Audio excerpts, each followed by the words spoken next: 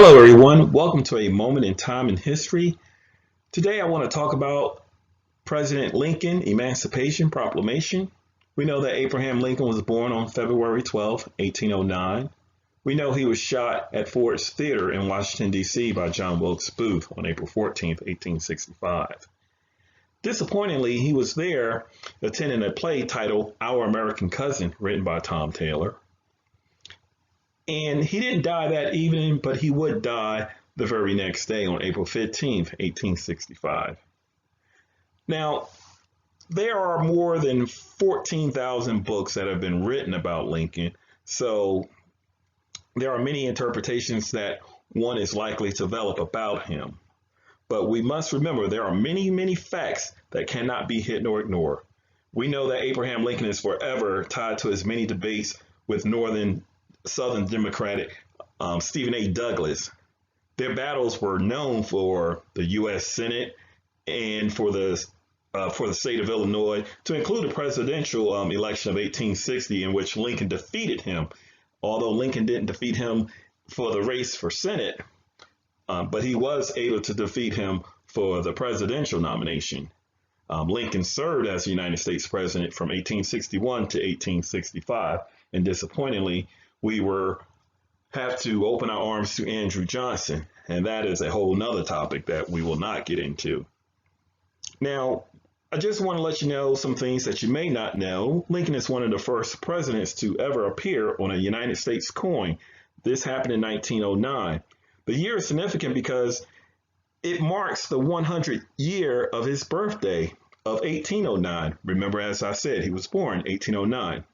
He was also the first president to declare Thanksgiving as a national holiday on the last Thursday of November in 1863.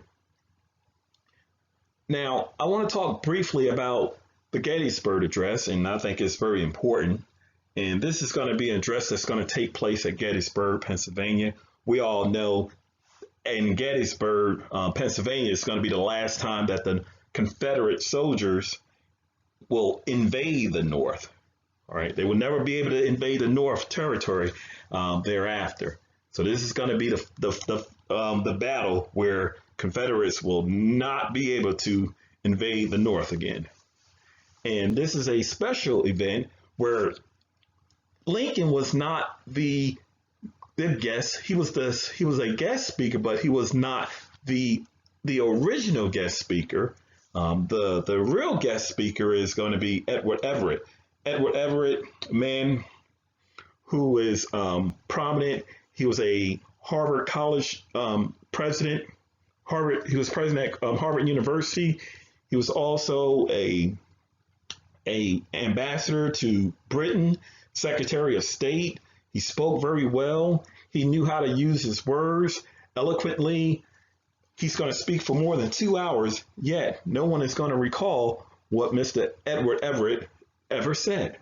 Lincoln is going to talk for less than 3 minutes, and everyone's going to remember his wonderful words of choice that he will have on the people. And I will read just 2 paragraphs of his Gettysburg Address. I won't read all 3. The last one is quite thick, and I don't want to read all that. So I will explain to you what a score means. That's important because he begins his speech with 7 years ago. 1 score equals 20 years. 20 years times 4 give us 80, and plus the 7, 87 years. So 7 years ago, our fathers brought forth on this continent a new nation, conceived in liberty and dedicated to the proposition that all men are created equal, taking just a little bit from the Declaration of Independence. Now we are engaged in a great civil war, testing whether that nation or any nation so conceived and so dedicated can long endure. We are met on a great battlefield of that war. We have come to dedicate a portion of that field as a final resting place for those who here gave their lives that that nation might live. It is altogether fitting and proper that we should do this. Remember, ladies and gentlemen, this field had endured a battle. There were many men scattered throughout this field, dead for weeks. And the people in that community had to endure this stench, this odor of the dead. People who had sacrificed. brother against brother, dividing families, all because of their different views and their agendas that they had. Was it about slavery or was it about states' rights? That's for you to decide. But this was a special event. It was supposed to be a special event. It was supposed to be the guest speaker, Edward Everett. But Abraham Lincoln's speech under 3 minutes will provide wisdom, knowledge, and understanding on where America needs to go. Now, this flag below Lincoln is the United States of America flag. However, you will know that there's only 35 stars versus the 50. Today, there's 50 states, which means there's 50 stars in the flag. And during the time of 1863 to 1865, there were only 35 states in the Union. So that's why we only have the 35 stars. So without talking much more, let's begin and talk about Lincoln Emancipation Proclamation. So the Emancipation Proclamation was issued on January 1st, 1863. And it's important for us to know that the preliminary Emancipation Proclamation was drafted on July 22nd, 1862, before it was published on September 1862. So this wasn't just something that, mysteriously appeared on January 1 of 1863. A lot of thought went into the Emancipation Proclamation. Lincoln didn't operate solo on this. There was a lot of input. Now, Lincoln was going through a number of things other than the war itself. We often forget that Abraham Lincoln was a father of 4 boys. Before 1863, he would lose 2 boys. One was Edward Baker Lincoln. He died when he was just 3 years old. And then, of course, we have William Wallace, known as Willie. Many people know him as Willie. He was one of the first young men to die in the White House. And Lincoln was very close to Willie, and that really affected Lincoln. Not that the death of Eddie didn't affect him, but he was very close to Willie. And he loved Tad and he loved Robert, but Willie was one of his precious boys. But where I'm going with this is that Lincoln is trying to operate as a father, he's trying to operate as a husband, and he's also trying to operate as a commander-in-chief, president, and a soldier in his own right. He's trying to appease many people. He wants to do the right thing. He was hesitant on the Emancipation Proclamation, but he was forced to implement it. And this is why some people view it as leverage, that is control. And that was the control the states where slavery existed. But it did not phase the southern states as it did the border states, and we will learn this soon. And the border states were Missouri, Kentucky, West Virginia, Maryland, and Delaware. And you'll learn more about the border states as I go into my next slide. So what are border states?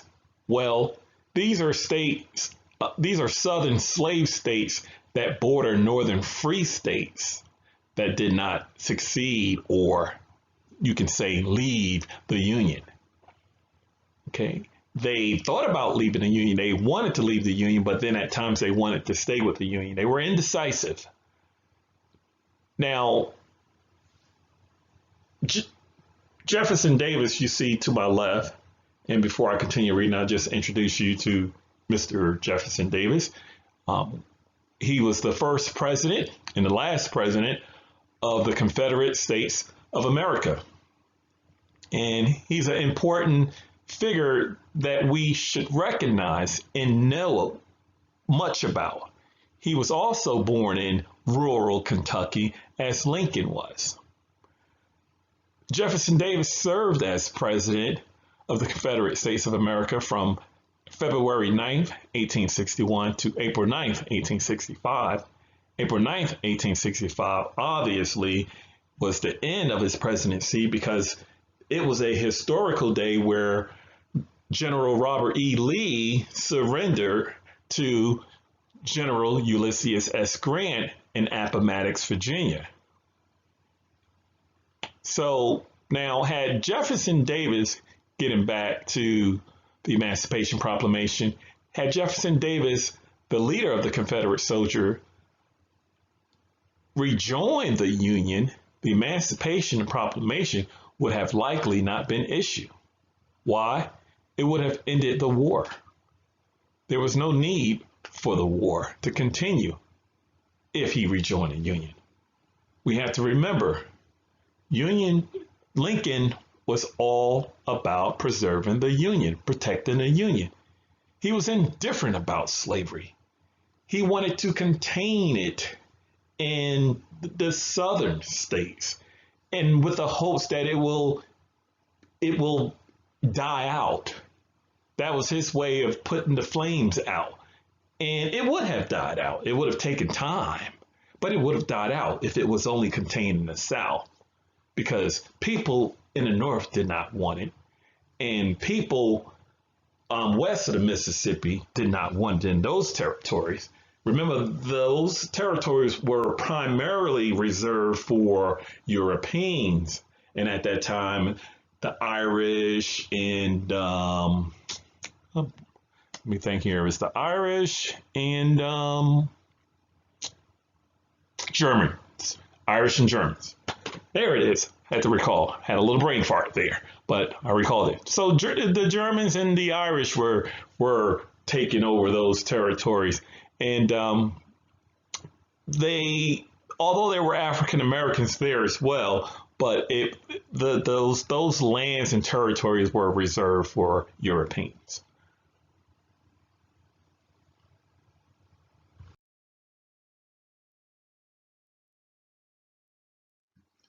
So we have to remember and understand that Lincoln's objective from the onset was to preserve the Union, not abolish slavery where it existed. This is very true, and many historians will back me on this.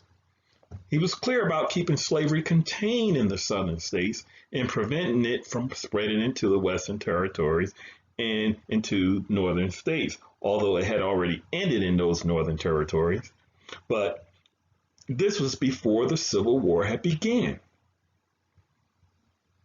And had Lincoln had his way of just keeping slavery in the South and Southerners agreeing to his plan, there would not have been the Civil War.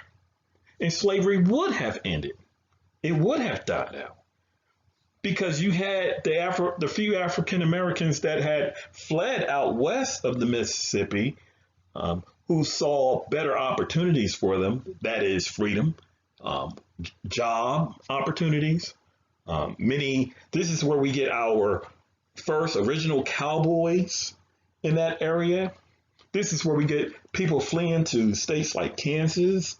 They didn't have the best jobs, but it was better than being overseen by white Southerners and having to do hard labor.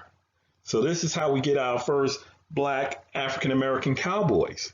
And as you progress in your history, you will learn about these men. They were protectors, as we will call today, something like law enforcement.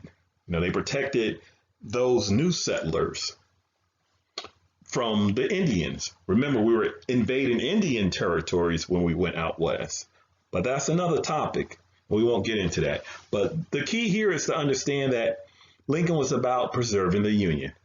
even if it meant freeing no slaves, freeing all slaves, or freeing some slaves. All that he did, he said it was all about preserving the Union.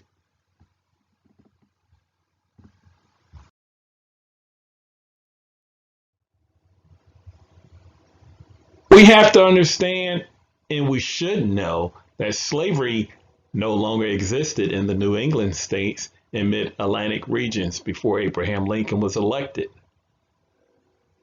Slavery had already been abolished there. America had two different agendas on achieving prosperity. Although African Americans were free in the northern states, they lacked true equality. Free, but they weren't equal, such as social and economic opportunities to include the right to vote in many states other than New England.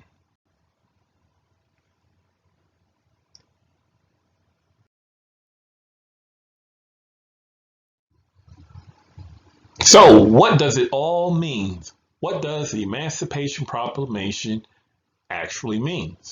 Well, emancipation meaning liberation, meaning freedom, proclamation meaning special announcement, a declaration.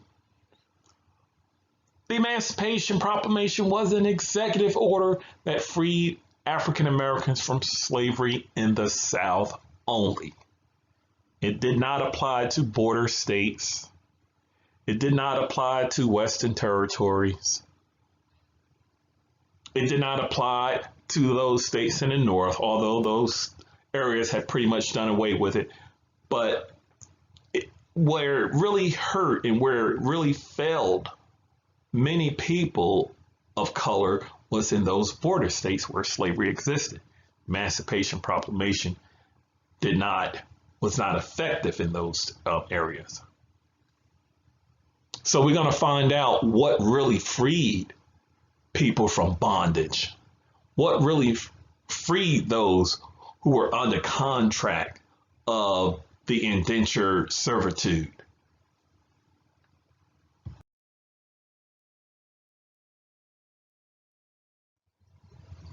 Now we have to make sure that we don't turn 75 before we understand what did the Emancipation Proclamation do for most African Americans, since it was pretty much designed for them, because it was not designed for any other race or ethnic group. The Emancipation Proclamation allowed for African American soldiers, allowed African Americans to join the Union Army. Okay, so they weren't soldiers first. So the African Americans became soldiers and they were able to join the Union Army during the Civil War. One of the most recognizable regiments during the Civil War was the 54th Massachusetts, that was led by Black abolitionists. It was not an easy task for African American soldiers. Many endured racism and segregation. In addition, they were likely handed a brutal sentence if captured by Confederate soldiers. They were likely tortured, disfigured, or killed just because the color, the texture of their skin.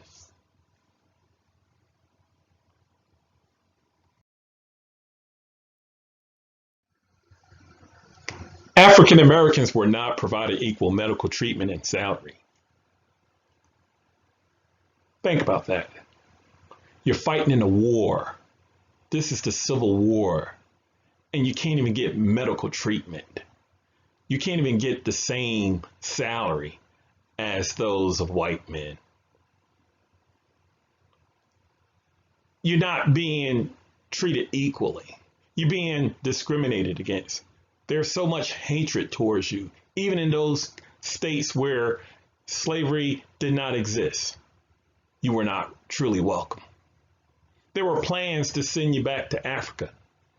There were plans to exterminate you. But African Americans were always a willing participant to show that they were worthy to be a part of this great nation, the United States of America. African Americans were often forced during the Civil War in non-combative jobs and non-confrontational jobs, but they were often provided jobs that were hard laboring that whites did not want. Many Northerners did not vision African Americans as having courage to even fight for their freedom when faced with adversity. Eventually, African Americans fought in many battles, and they did well for themselves. They did well for their country, and they proved to the Union Army that without them, they could not win.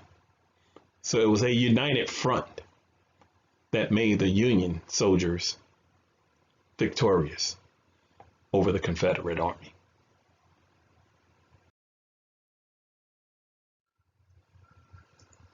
So what ended slavery? We know a combination of many things. We know it wasn't just one thing. We know it was not the Emancipation Proclamation. It was just an executive order. It was not law. But it was a lot of changes that took place that helped end slavery. Industrialization. People in the government, not everyone were racist, all right? Not everyone. Church leaders, abolitionists, but most important, the 13th Amendment of the United States Constitution. The 13th Amendment is one of President Lincoln's greatest accomplishments that was supported by Congress. It was passed by the House of Representatives on January 31st, 1865. On December 6, 1865, it was approved.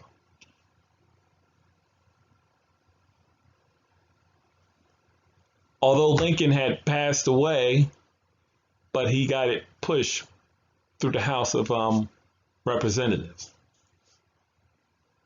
And once they make it through the House, it's gold. It made slavery and indentured servitude illegal. If you read the 13th Amendment of the United States Constitution, you know that. And there's nothing written about what the Emancipation Proclamation did, because it did absolutely, really, and I hate to disappoint, it did nothing. Because we can't free individuals in a section of the United States and not free all individual.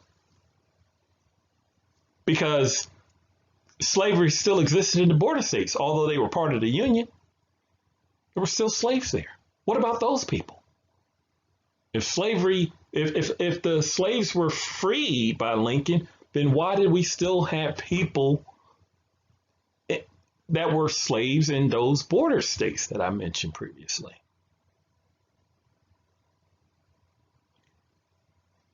Something to think about.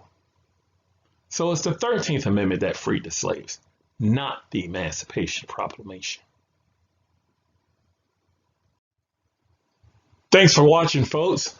My name is Rick, and I hope to have more history for you soon.